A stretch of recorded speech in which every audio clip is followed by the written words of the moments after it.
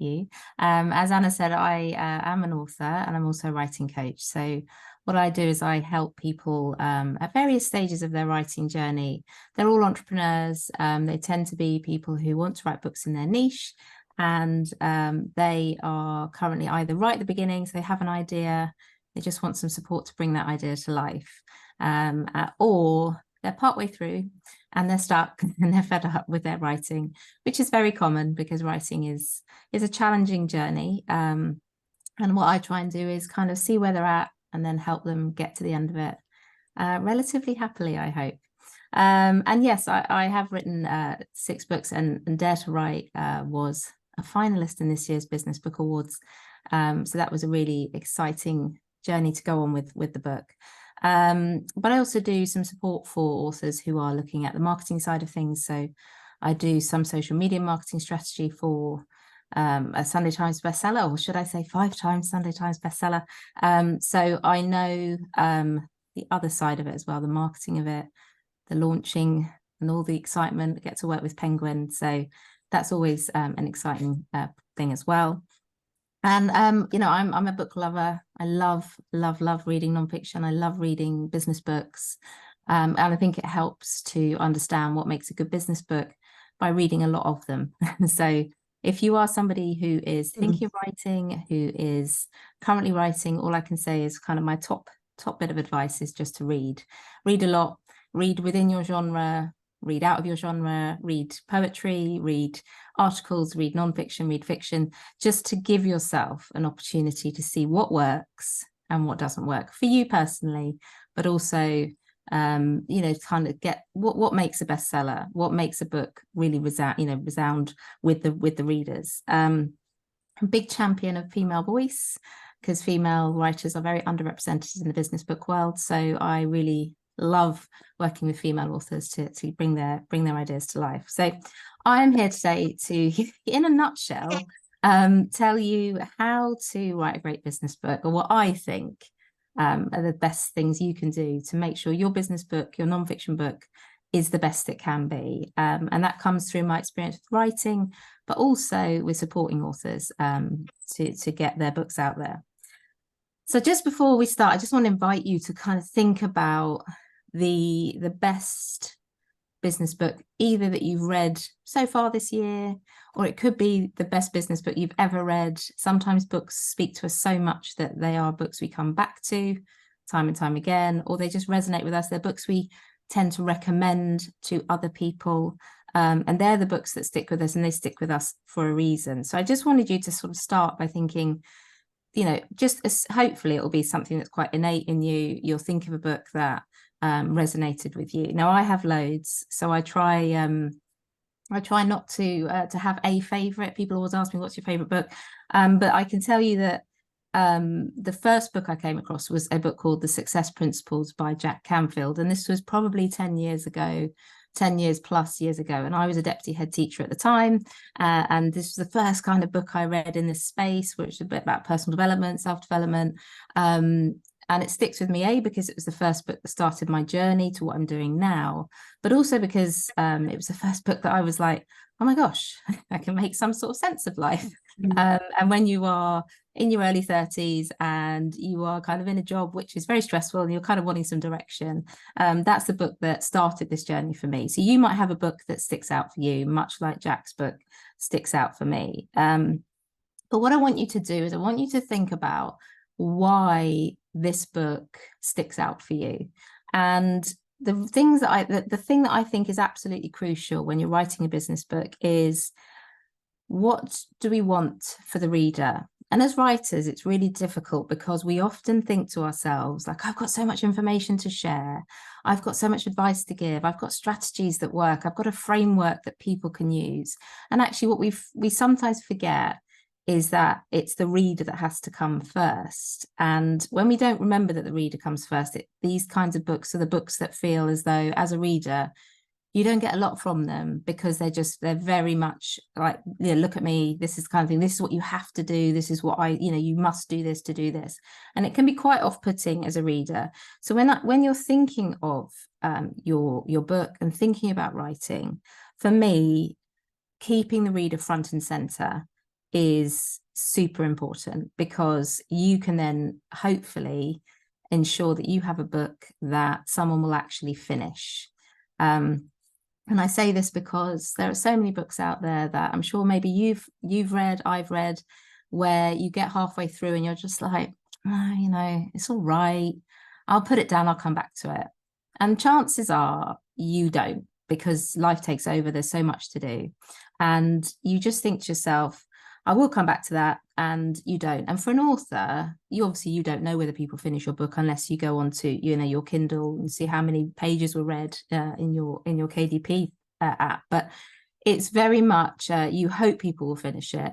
But actually, to make a book that people will finish, you have to keep the reader at the front and center. Now, as you know, as people in business, people buy with emotion, and they justify that purchase with logic. So we have to, as writers, keep that really at the center of everything. So when people go to pick up a book, they're doing it from a place of emotion. It might be that they're stuck, confused, just needing inspiration. Maybe they've tried loads of stuff and it's not worked for them, and they're searching for an answer, they're searching for a solution. We're not writing fiction, we're not giving them the, you know, this lovely story journey. It's more, people go to business books, they go to nonfiction because they want solutions. They want somebody to guide them on this journey to find, you know, the answer to what they're seeking. And your book can be that for somebody. So if you imagine, when you're thinking of writing, what is the problem that your reader has? What's causing them to reach for your book off the shelf? And you need to get really clear on this, because this is what becomes what I like to call your reader promise. So at the beginning of your book, if you know the emotional state of your reader, you can meet your reader where they're at. And that's really important, because when they start to read your book, they want to see themselves in what you're saying.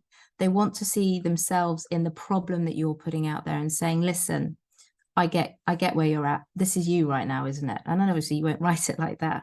But that's essentially what you're saying. This is you. I see you. Perhaps you've been them. My first 3 books were for teachers, because I was a teacher. And the first book was around behavior management. And I knew that my readers were newly qualified. They'd never set foot in a classroom before and had their very own class. And they probably were panicking about how they were going to control those children. And actually, it's very common for newly qualified teachers to worry about behavior management. They feel like the class is going to be out of their control. They're not going to be listening. Therefore, they're not going to be learning. Therefore, they're not going to be making progress. And I wanted to meet them where they were at and say, listen, I get it. I've had those dreams where you wake up in the middle of the night in a cold sweat because the class have decided to run riot and you're not able to control them. And once you get the reader to realize, actually, this person sees me, they get my problem, you're then able to take them on that journey. If they don't see themselves in what you say at the beginning of your book, the likelihood of them trying to finish it is slimmer. So just remember, get the reader, get their emotion, start there.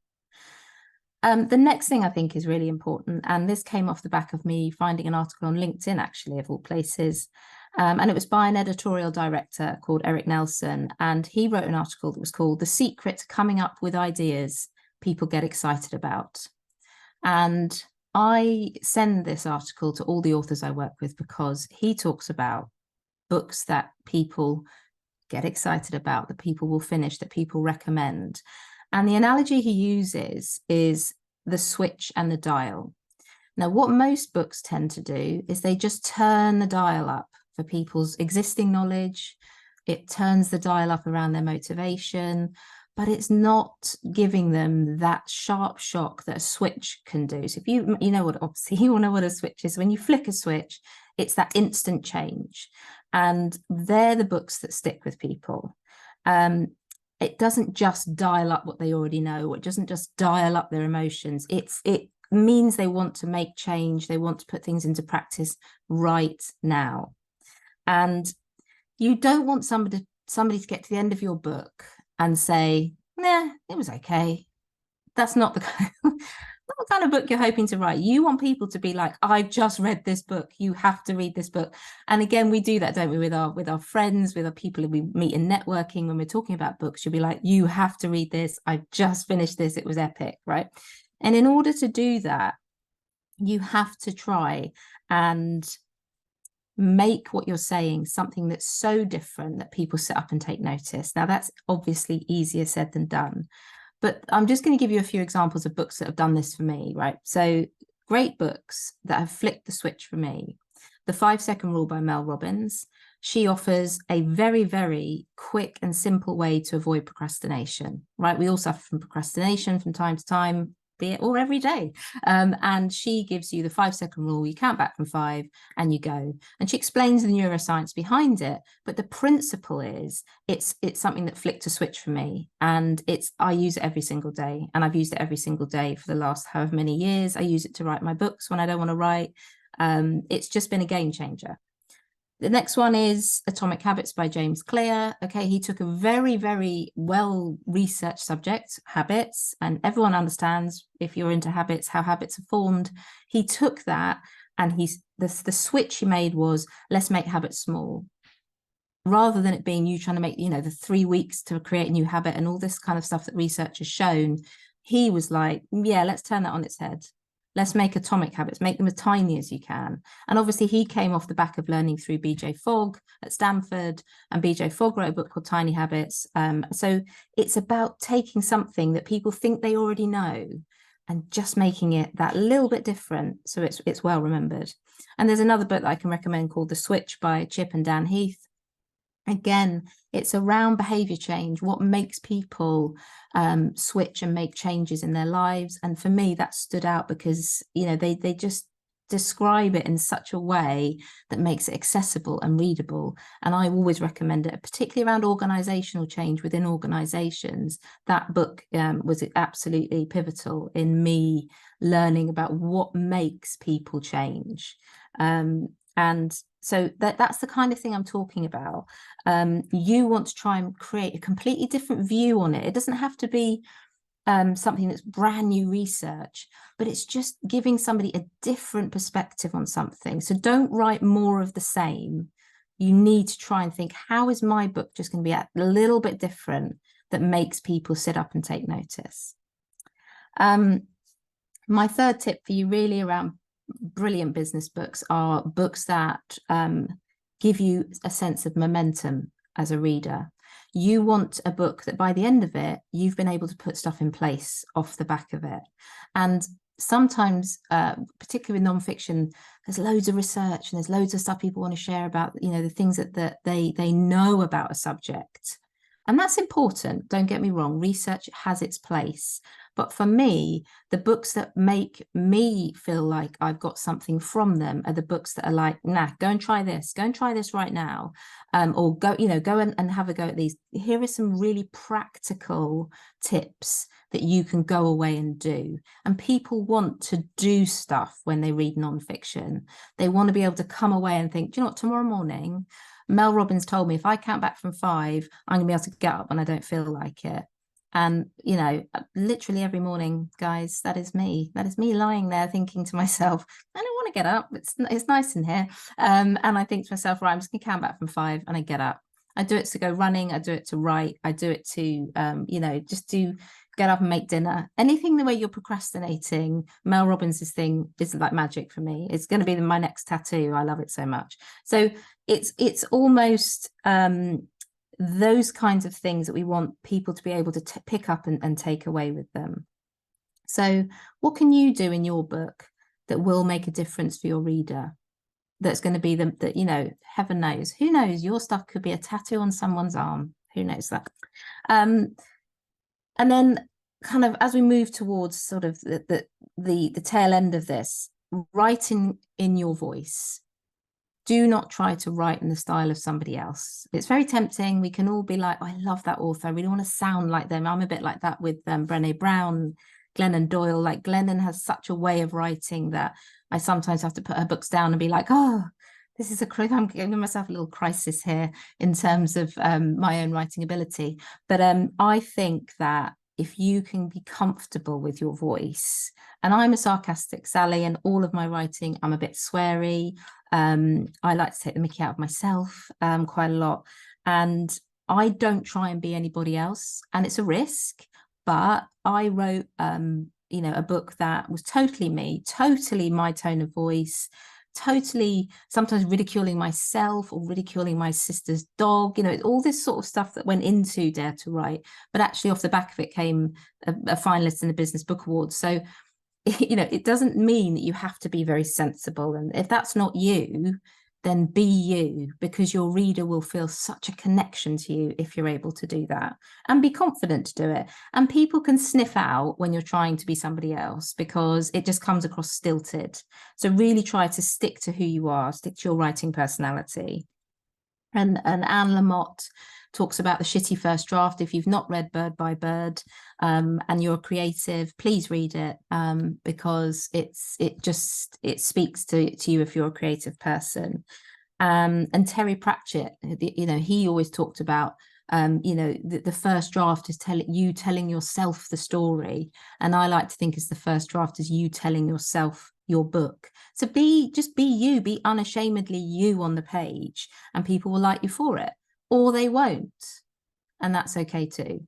So you'll have people who absolutely cannot resonate with your writing style. Good.